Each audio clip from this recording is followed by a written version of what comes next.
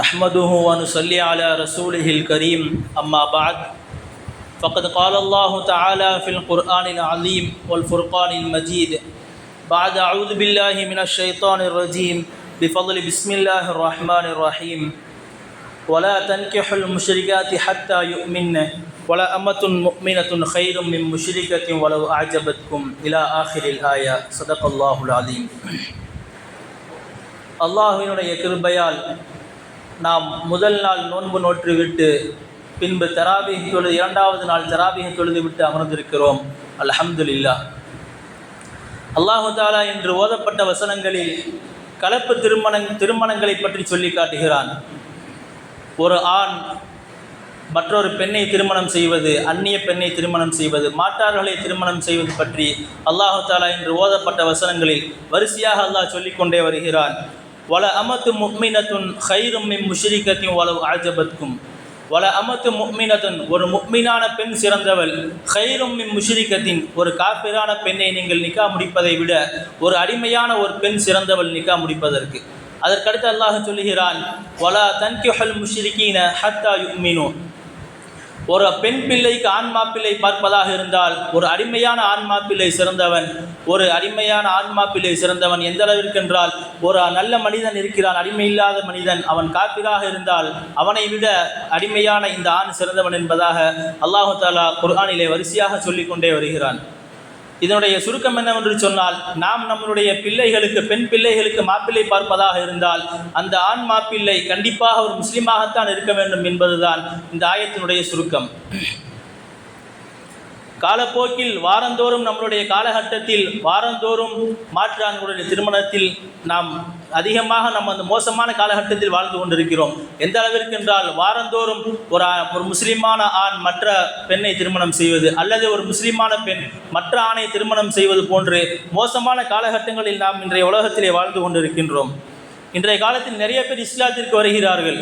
ஆண்களும் இஸ்லாத்திற்கு வருகிறார்கள், பெண்களும் இஸ்லாத்திற்கு வருகிறார்கள். அவரிடத்திலே காரணம் கேட்டால் தெரியும், நான் இந்த ஆணை நான் விரும்பினேன், அதனால் அவனுடன் நான் இஸ்லாத்தில் சேர வேண்டும், இஸ்லாத்தில் சேர்ந்தால் தான் என்னோட அவருடன் நான் நிக்கா செய்ய முடியும் என்பதற்காக இஸ்லாத்திலே வருகிறார்கள்.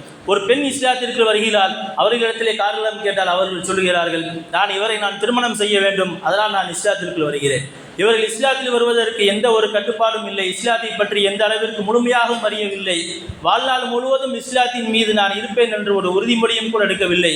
ஒரு ஆணுடைய உடலுக்காக, ஒரு பெண்ணுடைய உடலுக்காக வேண்டி இருவரும் மாறி திருமணம் செய்து கொள்கிறார்கள். இந்த காலகட்டத்தில் நாம் வாழ்ந்து கொண்டிருக்கிறோம். அல்லாஹு தஆலா நம்முடைய சந்ததிகளை பாதுகாக்க வேண்டும். அதே போன்றுதான் ஹஜ்ரத் நபி ஸல்லல்லாஹு அலைஹி வஸல்லம் அவருடைய காலகட்டத்தில் ஹிஜ்ரத் செய்ய வேண்டிய கட்டளை வந்தது. அவர் ஹிஜ்ரத் செய்து, சஹாபாக்கள் உட்பட அனைவரும் ஹிஜ்ரத் செய்து கிளம்பி விட்டார்கள். எப்பொழுது மக்காவிலிருந்து சென்று முடித்த பிறகு மதீனாவிலிருந்து திரும்பி ஒரே ஒரு மனிதர் மட்டும் திரும்பி வர்றார். அவர் எதற்காண்டி? அவர் பேர் மர்சதுன்னு பேர். அவர் எதுக்கு வர்றாருன்னு சொன்னால், மக்காவிலிருந்து சில பேர் ஹிஜ்ரத் செஞ்சு போகும்போது அவங்கள தடுத்து வச்சுருந்தாங்க. அவங்கள தடுத்து வச்சுக்கிட்டு போக விடாமல் பிடிச்சி வச்சுக்கிட்டாங்க. இவர் அங்கேருந்து தபால் போடுறாங்க அந்த மர்சதுக்கு, என்னை நிறையா பேர் தடுத்து வச்சுருக்காங்க, எப்படியாவது என்னை காப்பாற்றி என்னை மதீனாவிற்கு நீங்கள் கூட்டிகிட்டு போயிருங்கன்னு சொல்லி தபால் வருது. அந்த மர்சது என்கிறவருக்கு ஒரு சாதாரண சஹாபி தான், கூலி தொழிலாளி. என்ன வேலை சொல்கிறோமோ அதை செஞ்சுட்டு காசை வாங்கிட்டு போயிடுவார், அதுதான் அவருடைய வேலை. அவர் சரின்னு சொல்லி காப்பாற்றலான்னு கூட்டிகிட்டு போயிடலான்னு சொல்லி திரும்பி வர்றாரு. வரும்போது பார்க்குறாங்க, ஒரு பெண்மணி நிற்கிறாங்க. ஒரு பெண்மணியின் நிழல் அவங்க மேலே படுது. அவங்களுடைய பெண்மணி பேர் அனாக்குன்னு பேர். மக்காவிலேயே மிகவும் மோசமான ஒரு பெண்மணி. எந்த அளவிற்கு என்றால், மக்காவிலே ஜினாவிலே விபச்சாரத்தில் ஈடுபடக்கூடிய பெண்மணிகளில் ஒரு பெண்மணி அனாக் என்கிற பெண்மணி. அந்த பெண்மணி இவரை மர்சத் ரலியல்லாஹு அன்ஹு பார்த்து கேட்கிறார்கள், எதற்காக வேண்டி நீங்கள் இங்கே வந்திருக்கிறீர்கள் என்று கேட்பதாக கேட்டார்கள். அவர்கள் சொன்னார்கள் அதற்கு பதில், நான் இவர்களை இங்கே அடைத்து வைத்திருக்கிறார்கள் என்னுடைய கூட்டம், நான் இவர்களை கூட்டிக் கொண்டு நான் மதீனாவிற்கு நான் செல்ல வேண்டும், அதற்காக வந்திருக்கேன் பதில் சொல்கிறாங்க. இதை கேட்டுட்டு அந்த பெண்மணி சொல்கிறாங்க, நான் இப்பொழுது சத்தமிட்டு அவனுடைய நிலைமை என்ன ஆகும்னு கேட்குறாங்க. அப்படிலாம் செஞ்சு விடாதுன்னு சொல்லி அவங்க பயப்படும் போது அவங்க சொல்கிறாங்க, இந்த இரவு என்னுடன் நீ தனிமையாக இருக்க வேண்டும், உல்லாசமாக இருக்க வேண்டும், நீ அப்படி இருந்தால் நான் உன்னை காட்டி கொடுக்க மாட்டேன் என்பதாக சொல்லும் பொழுதுதான் மர்சத் ரலியல்லாஹு அன்ஹு சொன்னார்கள், இன்னல்லாஹ ஹர்ரம ஸினா அலல் முஸ்லிமீன், முஸ்லிம்கள் மீது என்னங்க ஜினா செய்வது ஹராமாக்கப்பட்டு விட்டது, நான் அந்த தவறுக்கு நான் வரமாட்டேன்னு சொல்லி விலகிட்டாங்க. வேணால் நான் நாயகம் ஸல்லல்லாஹு அலைஹி வஸல்லம் அவர்களிடத்தில் போய் கேட்கிறேன், உன்னை நிக்கா முடித்துக் கொள்வதற்கு அவர்கள் அனுமதி கேட்கிறேன், அவர்கள் கொடுத்தால் நான் உன்னை திருமணம் முடித்துக் கொள்கிறேன் என்பதாக சொல்லிவிட்டு நேரடியாக மதீனாவிற்கு திரும்பி செல்கிறார்கள் மர்சத் ரலியல்லாஹு அன்ஹு. நாயகம் ஸல்லல்லாஹு அலைஹி வஸல்லம் அவரிடத்தில் நடந்ததை சொல்லி கேட்டார்கள். அதற்கு நபிகள் நாயகம் ஸல்லல்லாஹு அலைஹி வஸல்லம் என்றும் சொல்லவில்லை, உன்னுடைய விஷயத்தில் அல்லாஹ்வுடைய தீர்ப்பு வரும் வரை நீங்கள் அமைதியாக இருங்கள் என்று சொல்லிவிட்டு திரும்பி போய்விட்டார்கள். அப்பொழுதுதான் அல்லாஹ் தஆலா ஆயத்திறக்கிறான், அஸ்ஸானி லா யன்கிஹு இல்லா ஸானியத்தன் அவ் முஷ்ரிகத்தன் வஸ்ஸானியத்து லா யன்கிஹுஹா இல்லா ஸானின் அவ் முஷ்ரிக். சூரத்து நூறிலே வரக்கூடிய ஒரு வசனம். ஒரு காஃபிரான ஒரு ஆணை காஃபிரான ஒரு பெண் தான் திருமணம் செய்ய முடியும். அதே போன்று தான் சினா செய்யக்கூடிய ஒரு பெண்ணை கண்டிப்பாக விபச்சாரம் செய்யக்கூடிய ஒரு ஆண் தான் திருமணம் செய்ய முடியும்.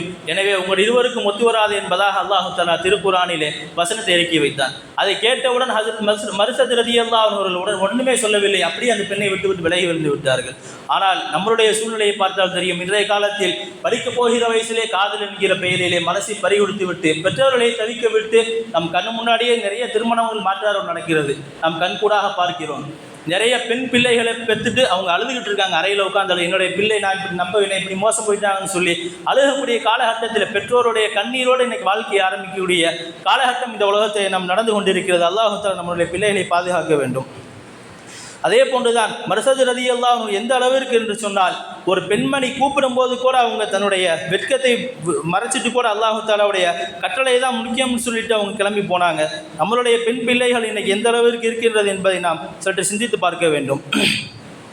வருத்தமாக இருக்கிறது. எந்த அளவிற்கு என்று சொன்னால், இன்னைக்கு முஸ்லீம் அல்லாத ஒரு ஆண், முஸ்லீம் அல்லாத ஒரு பெண்ணை முஸ்லீமான ஒரு ஆண் என்ன செய்கிறாரு, பத்திரிகையில் அவர் பேர் முஸ்லீம்னு இருக்கு, பக்கத்தில் அந்த பிள்ளை பேர் காஃபிர்னு இருக்கு. அல்லது இப்படி யோசிங்க, ஒரு பெண்ணு முஸ்லீம்னு இருக்கு, ஒரு ஆண் காஃபிர். இன்னைக்கு பத்திரிகைகள் நிறையா பத்திரிகை வாரந்தோறும் இன்னைக்கு வாட்ஸ்அப்பில் அல்லாஹ் பாதுகாக்க வேண்டும் வரிசையாக வருது. அப்படியே கீழே பார்த்தோம்னு சொன்னால் இப்படிக்குன்னு போட்டு அவங்க பெண் வீட்டார் முஸ்லீமாக இருந்தால் அவங்க பேர் போகிறான், பக்கத்தில் ஆண் வீட்டார் காஃபிர் அவ்வண்ணமே கோரும்னு போட்டுக்கிட்டு, அல்லது அழைப்பின் மகிழ்வில்னு போட்டு அப்படி காஃபிரான பேர் பூரா போட்டு அப்படி எழுதுறது. எந்த அளவுக்குன்னு சொன்னால், ஆண் மாப்பிள்ளை முஸ்லீமாக இருக்கார், பக்கத்தில் பூரா சொந்தக்காரங்க ஆண் முஸ்லீமாக நிற்பாங்க. இங்கிட்டு பெண் பிள்ளை காஃபிராக இருக்கு, இங்கிட்டு பூரா சொந்தக்காரங்க பூரா காஃபிரான்ட்டு ஃபோட்டோ கொடுத்து போஸ்ட் கொடுத்துக்கிட்டு அப்படியே ஃபோட்டோ எடுத்து வலைதளங்களில் பதிவிடுறாங்க. அல்லாஹ் பாதுகாக்க வேண்டும். அல்லாஹ் தஆலா இந்த வசனத்தில் கடுமையாக எச்சரிக்கிறார், வலா தன்கிஹுல் முஷ்ரிகாத்தி ஹத்தா யுமின். கண்டிப்பாக ஒரு முஸ்லீமான ஆணுக்கு அல்லாஹ் தஆலா ஒரு முஸ்லீமான பெண்ணை தான் நிக்கா செய்ய அனுமதி கொடுத்திருக்கிறான். ஒரு முஸ்லீமான ஒரு பெண்ணுக்கு கண்டிப்பாக ஒரு முஸ்லீமான ஆணை தான் திருமணம் செய்ய ஹலாலாக்கி இருக்கிறான் என்று சொல்லி அல்லாஹ் தஆலா இந்த வசனத்திலே கடுமையாக கண்டிக்கிறான். நாமும் நம்மளுடைய சிந்தனைகளை நல்ல பிள்ளைகளாக, நமக்கு கண்குளிர்ச்சி தரும் பிள்ளைகளாக வல்ல அல்லாஹ் நம்மளுடைய பிள்ளைகளை மாக்கி அருள் புரிவானாக. வாஹிர் தஅவானா அல்ஹம்துலில்லாஹி ரப்பில் ஆலமீன். அஸ்ஸலாமு அலைக்கும். الحمد لله رب العالمين. اللهم صل على سيدنا محمد وعلى آل سيدنا محمد وبارك وسلم. اللهم أنت السلام ومنك السلام، تباركت يا ذا الجلال والإكرام. اللهم اغفر لنا ذنوبنا وخطايانا كلها يا رب العالمين. اللهم ارحمنا برحمتك يا أرحم الراحمين. جزا الله عنها محمدا عنها وأهله صلى الله عليه وسلم. ربنا وآتنا ما وعدتنا على رسلك ولا تخزنا يوم القيامة إنك لا تخلف الميعاد. ربنا آتنا في الدنيا حسنة وفي الآخرة حسنة وقنا عذاب النار. وصلى الله تعالى وسلم على خير خلقه سيدنا محمد وآله وأصحابه أجمعين برحمتك يا أرحم الراحمين. والحمد لله رب العالمين. صلى الله على محمد صلى الله عليه وسلم.